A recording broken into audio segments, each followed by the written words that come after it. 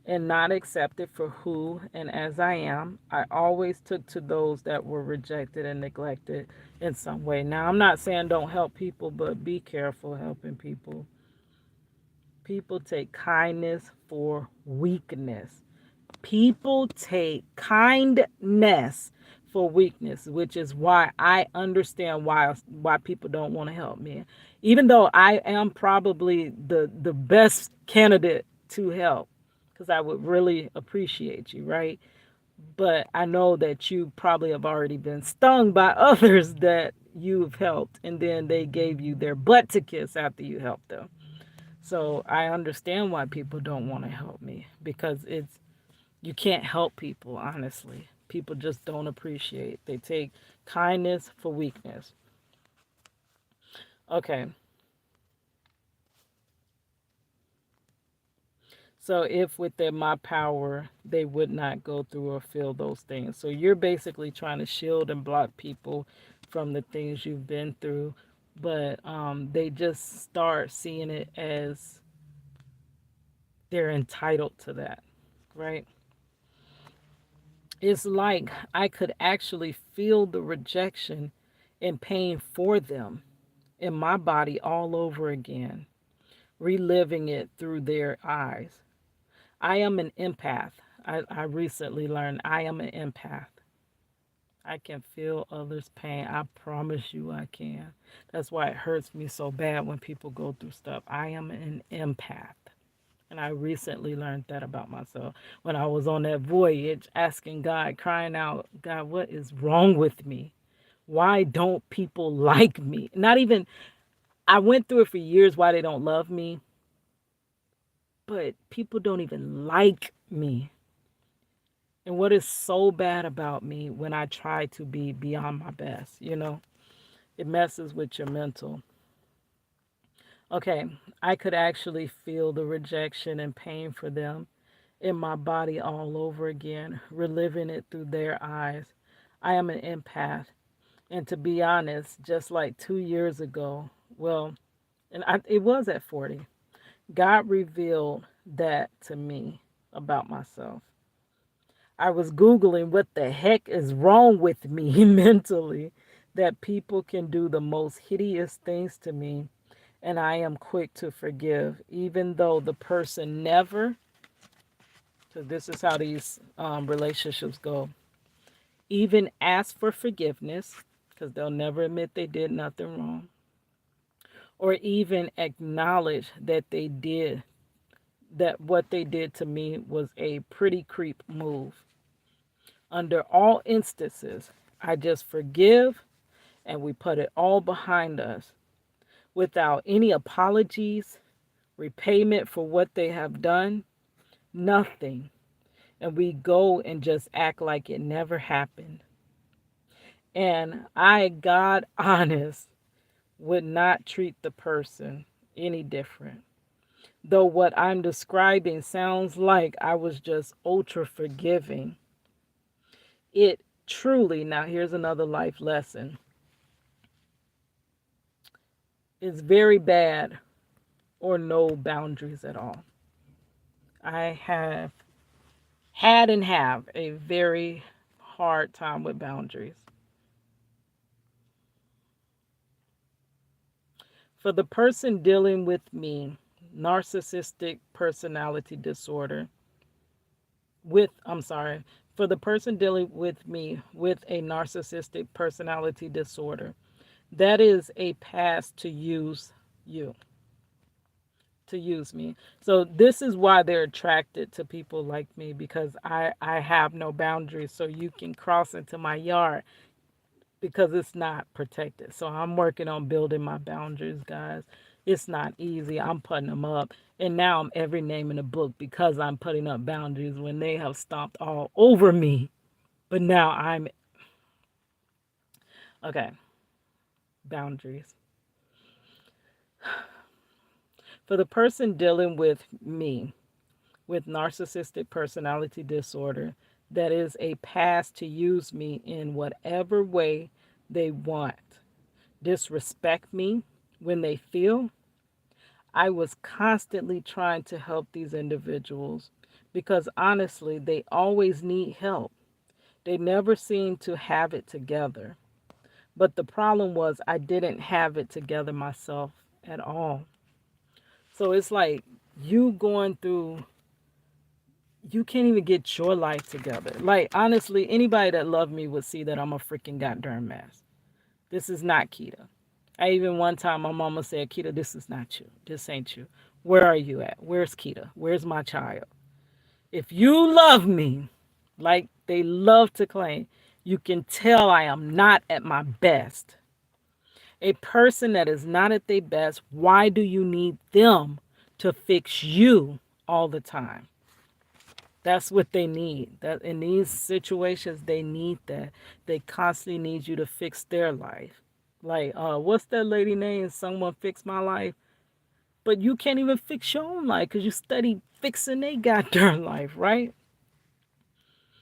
And when I needed help, they're either just a little something or nothing at all that they can do. Remember, whatever they do, no matter how minute, is bigger than any of the grandest acts that I have ever done.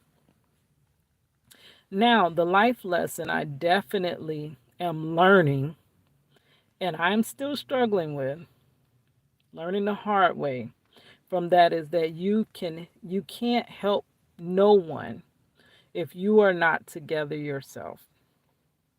You can't help no one's household if your household is not together. This relationship over time leads to exhaustion and lack of self care.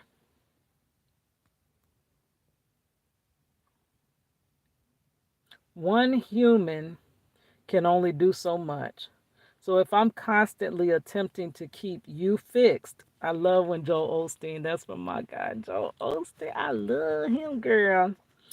He said, he had a whole message on that, trying to keep people fixed. Like, if you got so many people in your life and you have to keep them all fixed, girl, when can you even work on your life? Like, for real, you can't.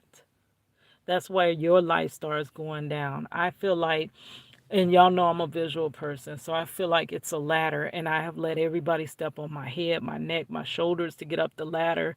And then now they've all gotten up the ladder, and then I reach my hand up for them to pull me up the ladder, and then they peek down at me like, no, if I pull you up, I might fall. That's exactly, what is it doing? That is exactly what it feels like. I have helped lift everybody up around me but me.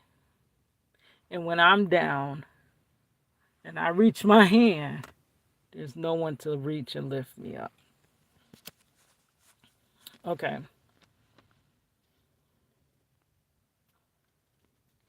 So it leads to exhaustion and lack of self care.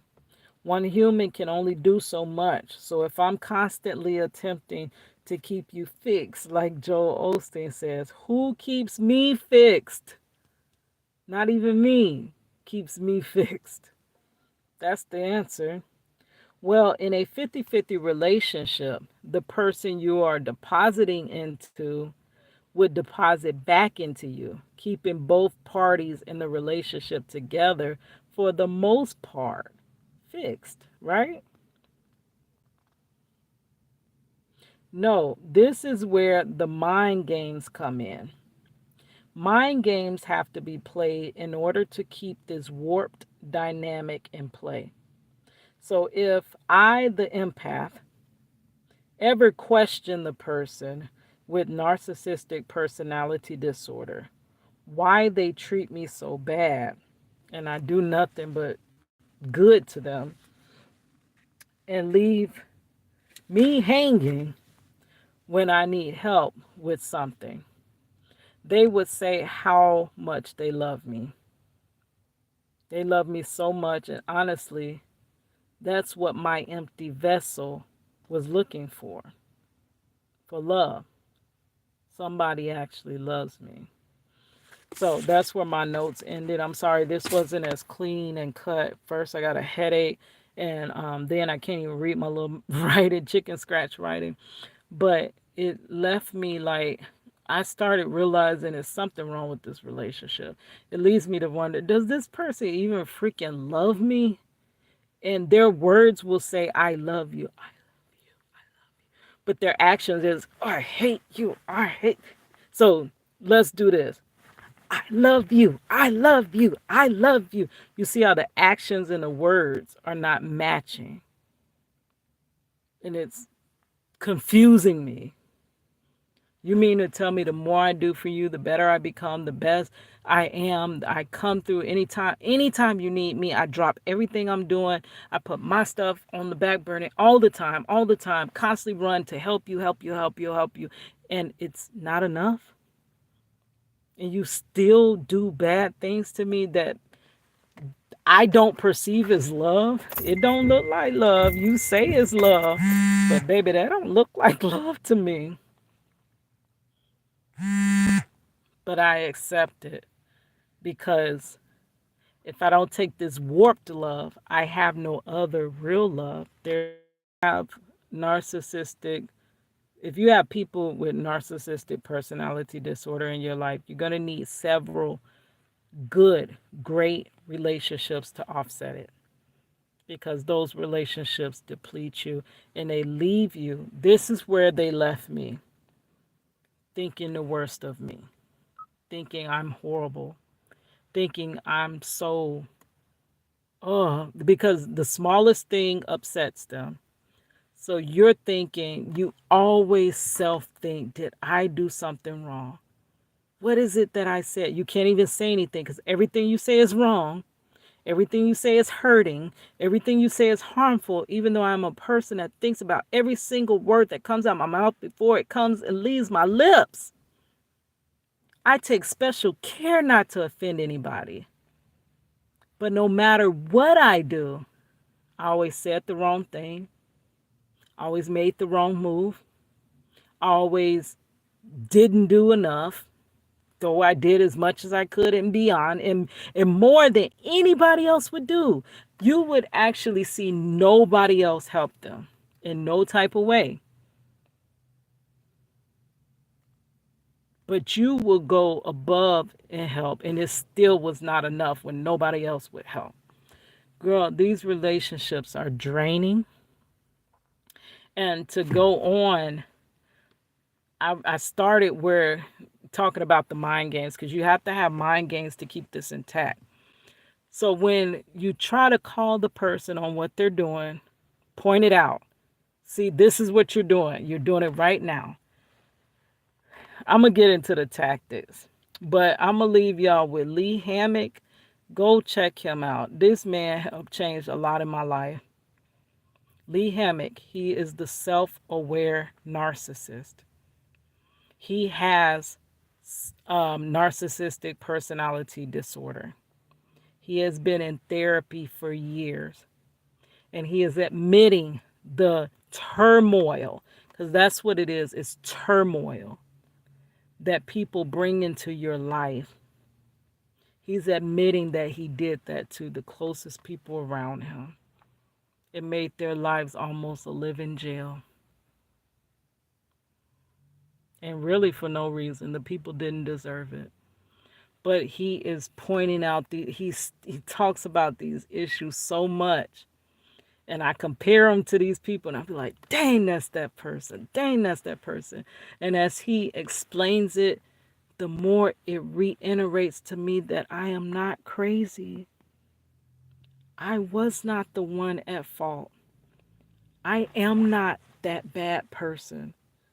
I am not heartless because it makes me hate me. Those relationships makes me hate myself. So in the relationships, they say they love you, but I love you, beating you up, but they love you, which is actually hate you. So they hate you and you hate you. You start to hate you because you believe their version of you over, because you no longer have that opinion of yourself, that good, confident opinion of yourself, and you start to believe that. And then what comes in when you ask somebody else, am I really like that? Especially in their presence, we always have to walk on eggshells. The person is going to say nothing. Now, I know the terms for these. These are flying monkeys. They keep flying monkeys. Flying monkeys are people that will never admit to the person's face what they're doing. They will talk behind their back. They'll say, yes, they do this person do this all the time. I can't stand when they do this. And then the moment they walk up, lips are zipped. So there's no verification. Am I really a rude person?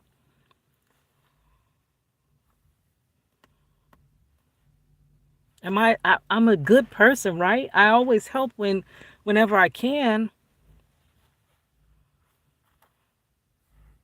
It leads you to think, okay, so I'm not a good person.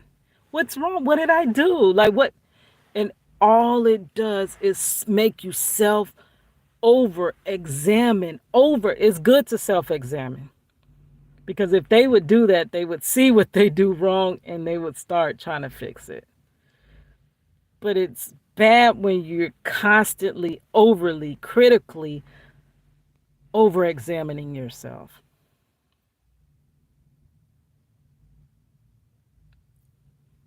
So I'm ready to talk about it. I've went through this for a long time in my life. They will make you scared to make a decision, and everything that the psychologist on the that's why I need to go to therapy. I just ain't never had time on my time schedule.